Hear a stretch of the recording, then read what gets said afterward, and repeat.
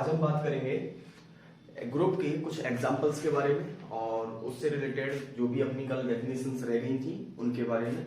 जैसे कि कल हमने ग्रुप के बारे में जान लिया था कि ग्रुप क्या होता है, और सेट के बारे में भी थोड़ा बहुत कुछ जाना था हमने कि जितनी सारी चीजें अपन हो सकता है कि आपको सेट के बारे में कम पता हो या फिर आपने 11th में कम पढ़ा हो उसके बारे में, तो मैं इसके ऊपर भी वीडियो बनाऊंगा, तो उन वाली वीडियोस को आप चेक कर सकते हो।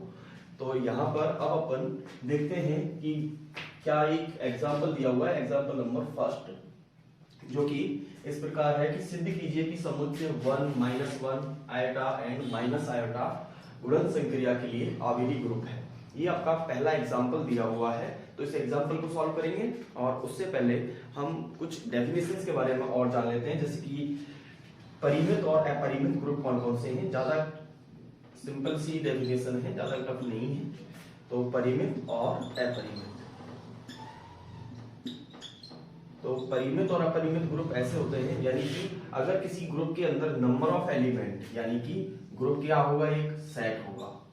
ग्रुप क्या होगा, एक तरीके से एक सेट होगा, गिवन सेट जिसमें ऑपरेशंस डिफाइन होंगे, ठीक है। अब अगर इसके अंदर, इस सेट के अंदर एलिमेंट क्या है, परिमित है, यानी कि number of element finite element है, यानी कि निश्चित एलिमेंट है, तो उसे अपन परिमित ग्रुप कहेंगे। और अगर किसी में इनफाइनाइट एलिमेंट है, इनफाइनाइट एलिमेंट है यानी कि अपरिमित एलिमेंट है, तो उसे अपरिमित ग्रुप कहेंगे, ठीक है। दो ही डेफिनेशंस हैं इसकी, कि एक तो परिमित और एक अपरिमित, ठीक है। तो अपरिमित किसको कहेंगे, जिसमें इंफिनिटी एलिमेंट होंगे, और परिमित किसको कहेंगे, जिसमें निश्चित एलिमेंट होंगे, ठीक है, यानी कि जिनकी संख्या क्या होगी, निश्चित होगी, ठीक है। जैसे कि मैं कुछ एग्जांपल लिख देता हूं कि 1 2 3 4 5 and so on infinity. Infinity तक जा रहा है, लिखें या ना लिखें कोई दिक्कत नहीं है, ये आगे तक गया है, ए सेट, ठीक है। दूसरा अगर मैं एक सेट और ले लेता हूं 1 2 3 4 एंड सो ऑन एन तक गया है, सी पॉइंट 1 2 3 4 5। ये तीन मैंने सेट लिखे हैं, जिसमें ये वाला एलिमेंट इन्फिनिटी तक जा रहा है, ठीक है, ये वाला एलिमेंट एन तक जा रहा है, ये वाला एलिमेंट, ये वाला जो सेट है ये 5 तक जा रहा है, ठीक है। तो ये सेट अपने पास में कहां तक जा रहा है, इन्फिनिटी तक। तो ये सीधी सी बात है कि ये क्या हो गया, अपरिमित, ठीक है, अपरिमित। अब इस चीज में कई बार अपन को कंफ्यूजन हो जाता है कि ये और ये वाला साफ सीधा लिखा हुआ ये कि ये क्या होगा, परिमित। अभी निश्चित एलिमेंट है, नंबर ऑफ एलिमेंट कितना है, 5, ठीक है। अब अगर मैं इस वाले सेट की बात करूं कि ये वाला सेट परिमित है अपरिमित है, इस चीज में बहुत कंफ्यूजन हो जाती है स्टूडेंट्स को कि क्या होता है कि कई बार अपन कि इसमें एक फाइनाइट नंबर नहीं दिया हुआ है कि कितना, ये कहां तक जाएगा, ये कितने तक जाएगा, एन की वैल्यू कितनी भी हो सकती है, तो ये कहीं तक भी जा सकता है, लेकिन नहीं, एन की जो भी वैल्यू होगी उसी तक जाएगा। यानी कि अगर मैं इसमें काउंट करूं नंबर ऑफ एलिमेंट, तो कितने एलिमेंट हैं मेरे पास में, एन। यानी कि अगर मैं इसी वाले सेट को आगे तक बढ़ाते हुए डॉट डॉट डॉट लगा करके यहाँ तक, यहाँ पे 100 लिख देता, तो ये भी क्या होता, फिर भी परिमित था ये। तो ऐसी ही कंडीशन इसके लिए है, तो ये वाला सेट कैसा होगा, परिमित होगा। इस चीज में कंफ्यूज नहीं रहना है, कभी भी ध्यान देना है कि ये परिमित सेट है और ये वाला अपरिमित सेट है। ये चीज अपन को याद पता होनी चाहिए कि कौन से परिमित सेट होंगे, कौन से अपरिमित, और इनसे अगर ग्रुप बनता है, इनसे अगर ग्रुप बनता है तो ये कैसे होंगे, परिमित ग्रुप और अपरिमित ग्रुप। इस तरीके से अपन परिमित और अपरिमित ग्रुप को डिफाइन कर सकते हैं, ठीक है। एक होता है ग्रुप की कोटि, ग्रुप की कोटि, तो कोटि का मतलब ऑर्डर, ठीक है। तो कोटि किसको कहते हैं, यानी कि ग्रुप के अंदर जितने भी नंबर ऑफ एलिमेंट हैं उनकी संख्या क्या होती है, ग्रुप की कोटि होती है, यानी कि number of element in A group, यानी ग्रुप में अवयवों की संख्या ही क्या होती है, ग्रुप की कोटि, नंबर ऑफ एलिमेंट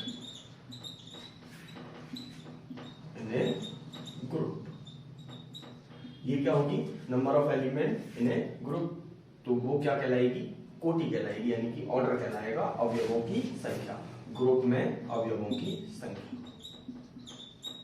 अवयवों की संख्या, कई बार क्या होगा कि आपको परिमित ग्रुप भी आएंगे, अपरिमित भी आएंगे। परिमित में तो ग्रुप की कोटि डिफाइन हो जाएगी, लेकिन अपरिमित में ग्रुप की कोटि अपरिमित ही मानी जाती है। इसमें अपन लिख देंगे, जैसे अगर कोई ग्रुप ऐसा बन रहा है, जैसे जेड प्लस के लिए हमने कल देखा था ग्रुप होता है, जेड प्लस के लिए क्या होता है, ग्रुप होता है। और जेड में नंबर ऑफ एलिमेंट कितने होते हैं, इनफिनिटी। जेड क्या होता है, 0 +-1 +-2 +-3 and so on, infinity time, infinity तक जाता है ये अपने पास में।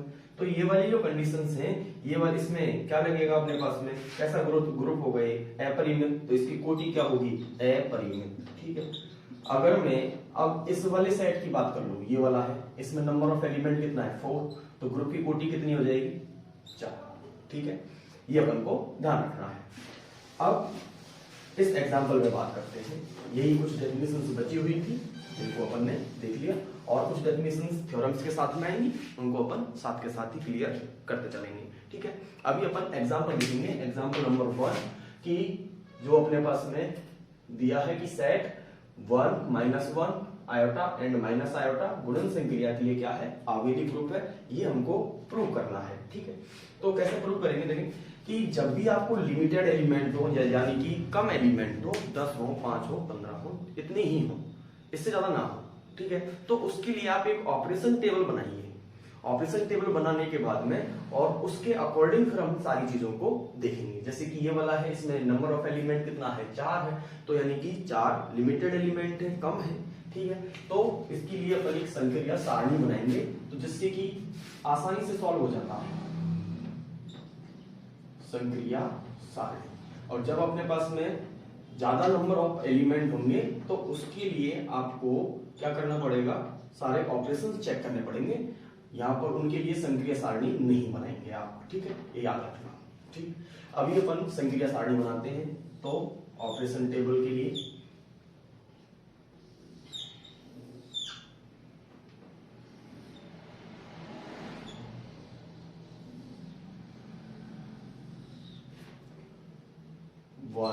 -1 आयोटा एंड माइनस आयोटा, और यहां पर ऑपरेशन उसने दिया है गुणन संक्रिया। ये याद रखना, गुणन संक्रिया आपको ऑपरेशन हमेशा गिवन होगा। ऑपरेशन दिया है गुणन संक्रिया, तो मैंने क्रॉस लगा दिया है, 1 -1 आयोटा एंड माइनस आयोटा। अब ऑपरेशन जो है वो क्या है, मल्टीप्लाई। अब मल्टीप्लाई के अकॉर्डिंग ही हमको इसमें क्या करना है, इसको सॉल्व करना है, कि मल्टीप्लाई करते चलना है और इसको चेक करते रहना है। ठीक है, कि 1 का मल्टीप्लाई हमने किया, 1 के साथ में क्या आ जाएगा, 1 का -1 के साथ में करेंगे -1, 1 का आयोटा के साथ में करेंगे आयोटा, एंड 1 का माइनस आयोटा के साथ में करेंगे माइनस आयोटा। ठीक है, 1 का 1 के सॉरी -1 का 1 के साथ में करेंगे तो माइनस का 1, यहां पे आ जाएगा ये -1, -1 इंटू -1 यानी कि प्लस का 1, 1 इंटू -1 इंटू आयोटा माइनस का iota, and minus minus plus and, और ये हो गया 1 इंटू आयोटा यानी कि आयोटा। ठीक है, अब आयोटा का करेंगे 1 के साथ में, तो आयोटा, आयोटा का -1 के साथ में minus iota, iota into iota, iota square. याद रखना, आयोटा स्क्वायर यानी कि आयोटा इज इक्वल टू क्या होता है, root of -1 and iota square हमेशा इक्वल होगा किसके, -1 के, और आयोटा की पावर क्यूब हमेशा इक्वल होगी माइनस आयोटा के, एंड आयोटा की पावर 4 इज इक्वल टू होगी 1 के। ठीक है, ये चीजें अपन को याद पता होनी चाहिए, क्योंकि ये कॉम्प्लेक्स नंबर्स की -1 आयोटा क्या होता है, under-root of minus iota, sorry -1। ठीक है, ये इसकी वैल्यू होती है।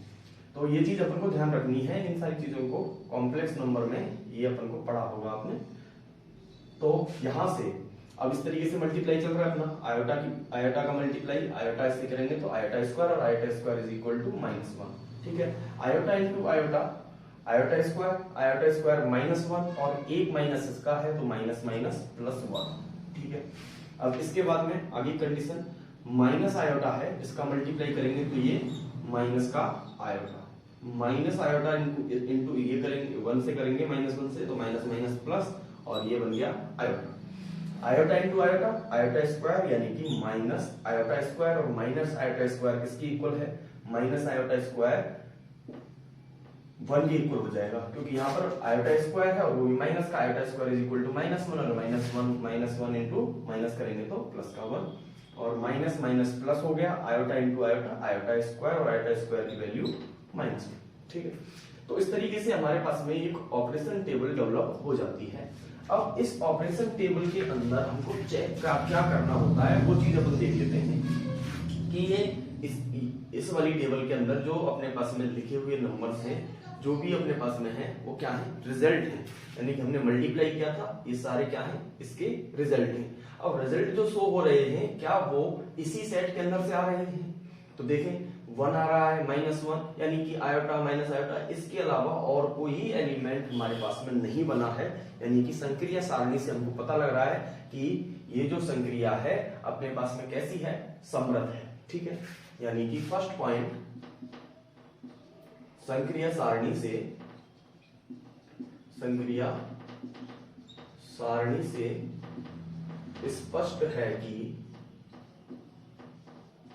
स्पष्ट है कि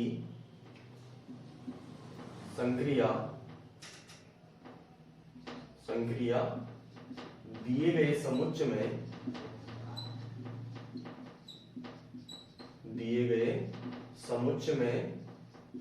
समृद्ध है, दिए गए समुच्चय में समृद्ध है। तो यानी कि ये जो अपने पास में ऑपरेशन टेबल जो है ये किसके लिए, जो भी संक्रिया अपने पास में दी है गुणन संक्रिया, तो इसके लिए संक्रिया सारणी से ये स्पष्ट हो जाता है कि ये समृद्ध है। सेकंड पॉइंट हमको चेक करना होता है साचर्यता। ठीक है, तो एक चीज हमेशा याद रखना कि आप इस चीज को नोट लगा करके भी आप नोट कर सकते हैं कि गुणन और योग के लिए, संख्याओं के लिए, सॉरी लिखेंगे संख्याओं के लिए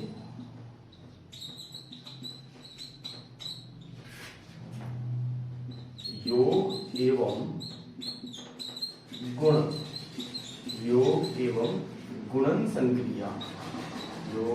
गुणन संक्रिया हमेशा सहचारी एवं क्रम विनिमय होती है। तो इस चीज को आप नोट लगा करके नोट कर लेंगे कि संख्याओं के लिए योग एवं गुणन संक्रिया हमेशा क्या होती है, सहचारी एवं क्रम विनिमय होती है। अगर संक्रिया जो है क्या है, या फिर योग है या फिर गुणा है। ठीक है, इस तरीके की जो ऑपरेशंस हैं उन ऑपरेशंस के लिए ये हमेशा क्या होगा, सहचारी होगा और क्रम विनिमय होगा। ठीक है, तो सहचारिता और क्रम विनिमयता तो दोनों मिल गई हमारे लिए। ठीक है, तो लिख देंगे योग संख्याएं गुणन के लिए हमेशा सहचारी एवं क्रम विनिमय होती है। ठीक है, तो ये सारी संख्याएं हैं। अब भाई ये याद रखना कि संख्याएं कोई सी भी हो, चाहे वो कॉम्प्लेक्स नंबर ही क्यों ना हो। ठीक है, अब आपको लग रहा होगा कि सर कॉम्प्लेक्स नंबर, तो कॉम्प्लेक्स के साथ में आपको नंबर तो जुड़ा हुआ आ रहा है ना, सम्मिश्र संख्याएं, तो संख्याएं तो है ना, चाहे वो कैसी भी संख्याएं हो, काल्पनिक हो वास्तविक हो, कैसी भी हो, संख्याएं तो संख्याएं हैं, सारी की सारी संख्याएं, कॉम्प्लेक्स नंबर भी हो। ठीक है, संख्याएं हमेशा गुणन के लिए सहचारी एवं क्रम विनिमय होती है, सहचारी एवं क्रम विनिमय होती है। ठीक है, अब यहां से हमारे पास में दो प्रॉपर्टीज प्रूव हो गई। थर्ड प्रॉपर्टी है, अब हमने कल ही देखा था कि गुणन तत्समक 1 होता है, योज तत्समक 0 होता है, जब तक ऑपरेशन और कोई तरीके से डिफाइन ना हो, और गुणा को ही अगर दूसरी तरीके से डिफाइन किया है तब नहीं होगा। यानी कि जो अपना मल्टीप्लाई है वो वही उसी फॉर्म में जैसे अपन मल्टीप्लाई करते हैं उसी फॉर्म में अगर काम कर रहा है तो उसके लिए हमेशा गुणन तत्समक 1 होता है। अब किसी के साथ में भी जैसे कि 1 है और 1 का मल्टीप्लाई मैं किसी भी नंबर के साथ में करूंगा तो वही नंबर अपने पास में रिजल्ट में आएगा। जैसे मैंने 1 का 1 के साथ में किया 1 आ गया, 1 का -1 के साथ में किया -1 आ गया, 1 का आयोटा के साथ में किया आयोटा आ गया, 1 का माइनस आयोटा के साथ में किया माइनस आयोटा आ गया, -1 का 1 के साथ में किया ये आ गया, आयोटा का माइनस आयोटा का 1 के साथ में किया आयोटा आ गया, माइनस आयोटा का किया माइनस आयोटा। यानी कि ये वाले सारे नंबर्स वही नंबर्स आ रहे हैं, तो इसका मतलब कि 1 को अपन गुणन तत्समक कहेंगे। ठीक है, तो लिख देंगे गुणन तत्समक, गुणन तत्समक 1 का अस्तित्व है। ठीक है, तो 1 का अस्तित्व इसके अंदर है। ठीक है, फोर्थ पॉइंट में प्रतिलोम चेक करना है। ठीक है, तो प्रतिलोम के लिए आप आइडेंटिटी एलिमेंट रिजल्ट में चाहिए होता है। प्रतिलोम की डेफिनेशन क्या थी कि A dot A inverse is equal to identity, और आइडेंटिटी मेरे पास में कहां मिल रही है 1 पर मिल रही है। आइडेंटिटी क्या है 1। ठीक है, अब मैं A एलिमेंट चेंज करता रहूंगा, A इनवर्स मेरे पास में बदलता रहेगा। ठीक है, तो देखें यहां से 1 के लिए आइडेंटिटी 1 का इनवर्स 1, यानी कि तत्समक का इनवर्स हमेशा तत्समक अवयव ही होता है। ये चीज भी आपको याद पता होनी चाहिए कि 1 का, अब देखो यहाँ पर -1 के लिए 1 कहां पे मिल रहा है यहाँ पर, तो -1 का -1 ही प्रतिलोम हो गया। ठीक, आयोटा के लिए 1 कहां पे मिल रहा है माइनस आयोटा के साथ में, तो ये इसका क्या हो गया प्रतिलोम हो गया। माइनस आयोटा के साथ में कहां पे मिल रहा है 1 के साथ में, तो माइनस आयोटा का प्रतिलोम कौन हो गया आयोटा। ठीक है, तो यानी कि प्रत्येक अवयव का गुणन प्रतिलोम विद्यमान है। प्रत्येक अवयव का गुणन प्रतिलोम विद्यमान है।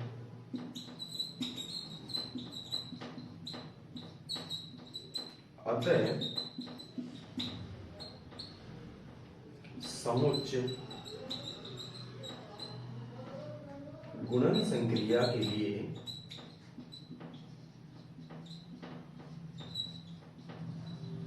कैसा ग्रुप हो जाएगा आवेली ग्रुप हो जाएगा। कैसा ग्रुप आवेली ग्रुप है। ठीक है, तो इस तरीके से अपन आवेली ग्रुप प्रूव कर लेते हैं। तो एक बार अगर आप इसको लिखना चाहें तो लिख सकते हैं। चलिए अब अपन देखते हैं नेक्स्ट एग्जांपल, क्योंकि एग्जांपल नंबर 2 है अपना।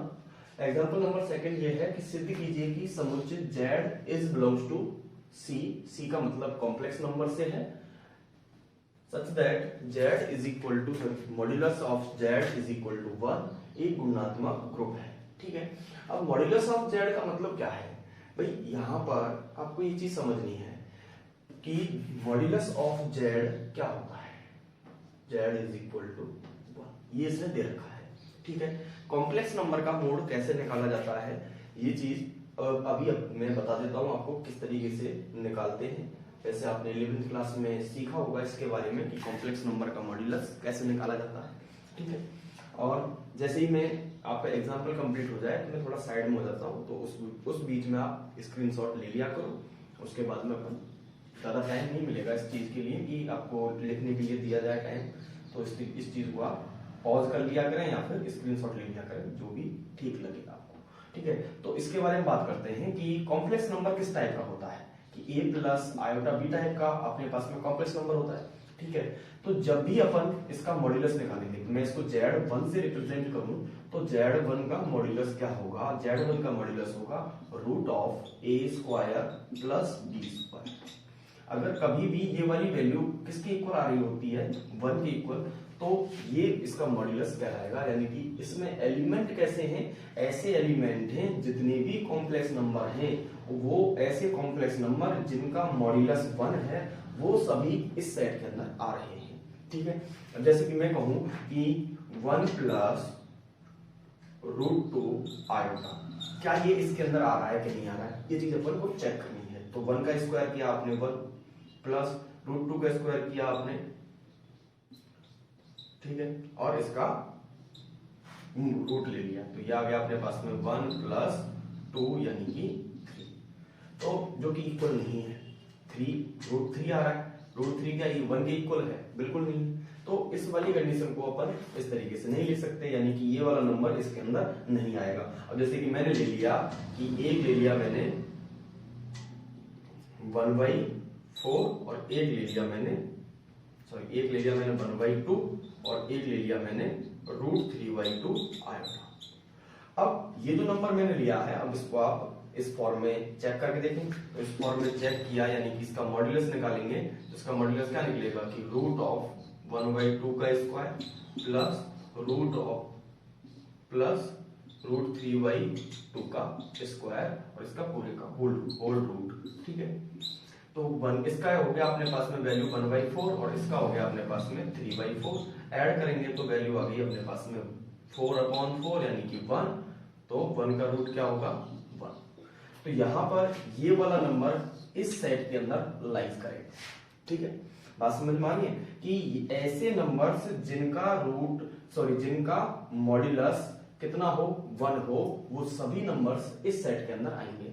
और उन सेटों का ये क्या बना है, ग्रुप बना हुआ है। ठीक है, उन एलिमेंट्सों से एक सेट बना है और उस सेट को अपन ग्रुप कहेंगे या नहीं कहेंगे, ये चीज हमको सिद्ध करनी है। तो अभी अपन इसी बेस पर बात करते हैं कि दो नंबर्स अपन को लेके चल रहे हैं समृद्धता।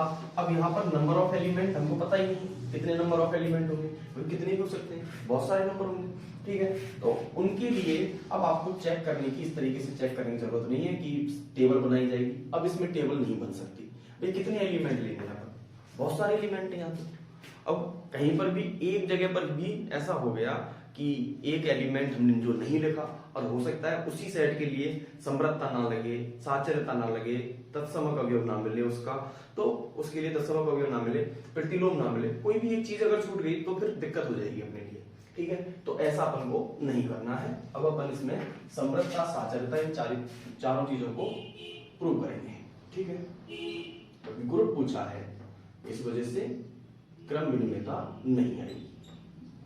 ठीक है, तो समृद्धता चेक करनी है, तो समृद्धता कैसे चेक करेंगे, देखें। दो एलिमेंट लेते हैं इस सेट के अंदर से, ए और बी, दो एलिमेंट ले लिए, या फिर मैं एक्स और वाई लेके चल रहा हूं। ठीक है, तो x y is belongs to, अब इस सेट को मैं नाम दे देता हूं कि ये जो सेट दिया हुआ है, इस सेट का नाम दे दिया मैंने, जैसे कि जी नाम दे दिया, जी इज इक्वल, ठीक है, इज बिलोंग्स टू जी। ठीक है, तो मॉड्यूलस ऑफ यानी कि दिस इंप्लाइज कि x और y जो है वो किसमें बिलोंग करेंगे, कॉम्प्लेक्स में करेंगे। तो x, y is belongs to complex, and क्या होगा कि modulus of x is equal to होगा modulus of y equal to किसके, ये सबका मॉड्यूलस कितना होगा 1 होगा। ठीक है, तो मानेंगे कि माना x is equal to a plus iota b।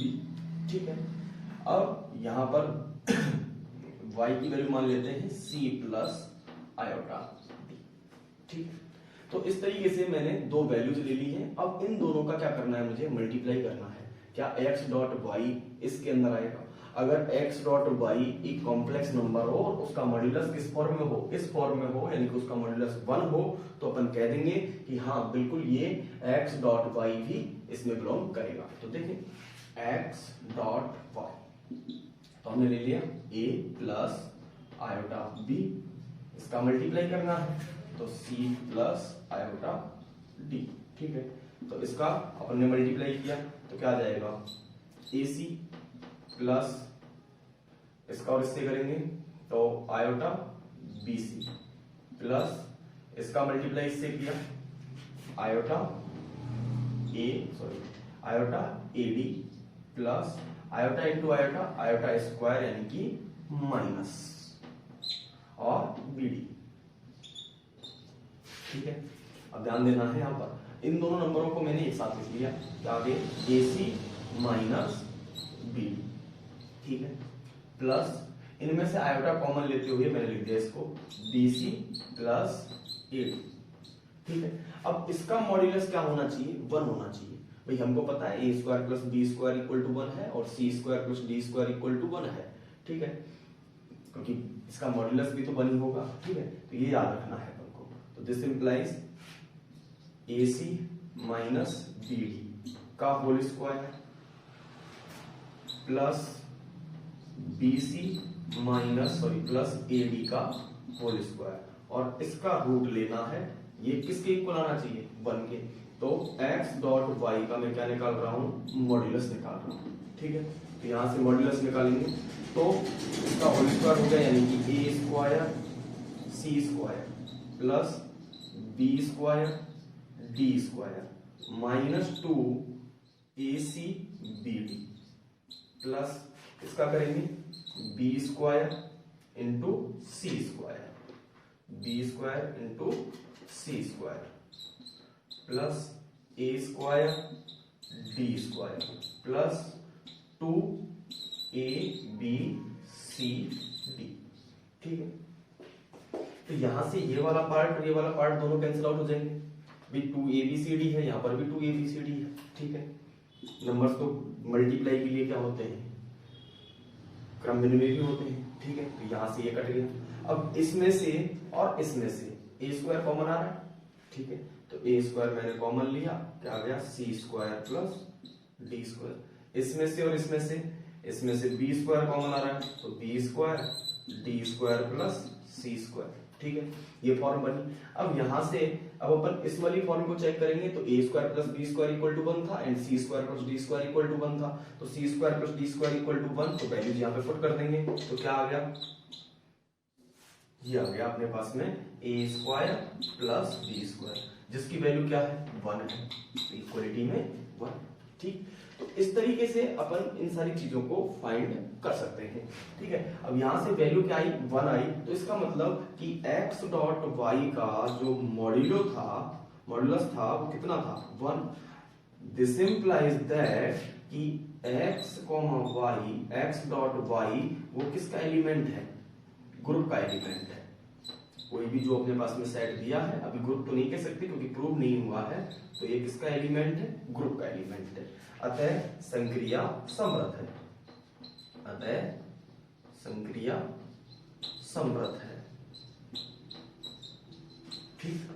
अब यहां से इसके बाद में अगला जो पार्ट आता है उसके लिए, अब भाई यहां पर ये सारे क्या है, नंबर्स ही तो है, ये इसकी वैल्यू कितनी है, 1 है, x डॉट y करेंगे तो ये वाला कॉम्प्लेक्स नंबर ये तो है, कॉम्प्लेक्स नंबर, और वो भी किसके लिए, गुणा के लिए बात हुई है, तो डायरेक्ट लाइन लिखेंगे कि संख्याएं गुणन के लिए हमेशा समृद्ध होती है, संख्याएं गुणन के लिए सहचारी होती है, गलत बोल दिया मैं, संख्याएं गुणन के लिए हमेशा सहचारी होती है, सहचारी होती है। अब बात आती है तत्समक की, तो तत्समक अवयव, तो सीधा सिंपल सा डॉट है, अब सिंपल सा डॉट है तो उसके लिए भी 1 आता है। तो एक चीज ये देखिए कि गुणन तत्समक 1 है, तो क्या मैं 1 प्लस 0 आयोटा या फिर आयोटा 0 लिख सकता हूं या नहीं लिख सकता हूं, मतलब, ठीक। ये कॉम्प्लेक्स नंबर है, अब इसका मॉड्यूलस निकाल लो आप, तो 1 का स्क्वायर 0 का स्क्वायर, ठीक है, अंडर रूट ले लेंगे, क्या आएगा, वैल्यू तो 1 ही आनी है। तो इसका मतलब तत्समक अवयव, तो यहां पर लिख देंगे गुणन तत्समक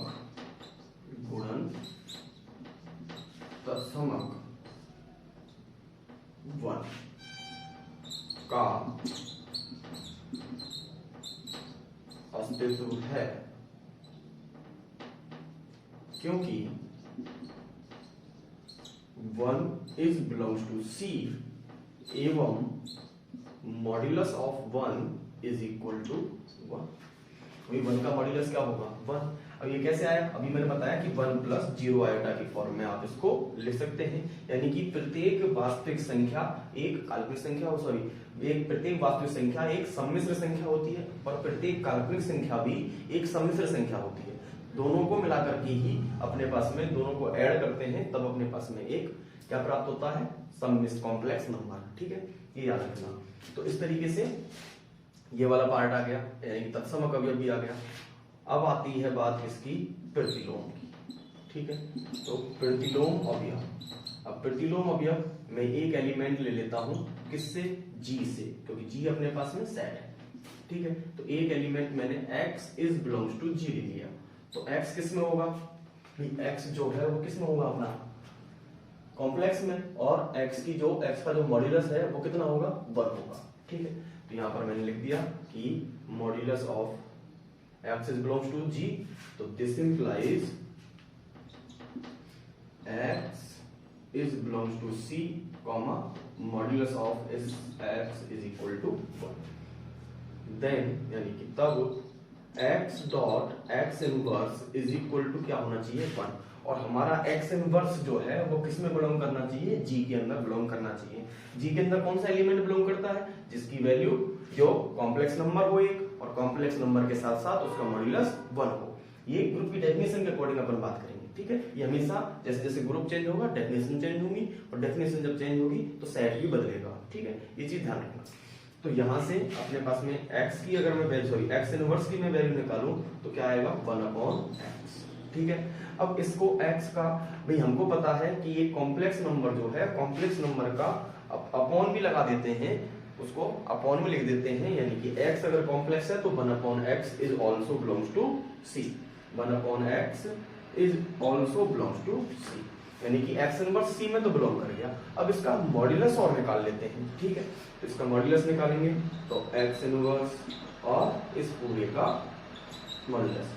तो मॉड्यूलस का नियम होता है हमेशा कि कभी भी a अपॉन b का मॉड्यूलस निकाल रहे हैं तो a का मॉड्यूलस निकाल लो, अपॉन में फिर b का मॉड्यूलस निकाल लो, बात एक ही है।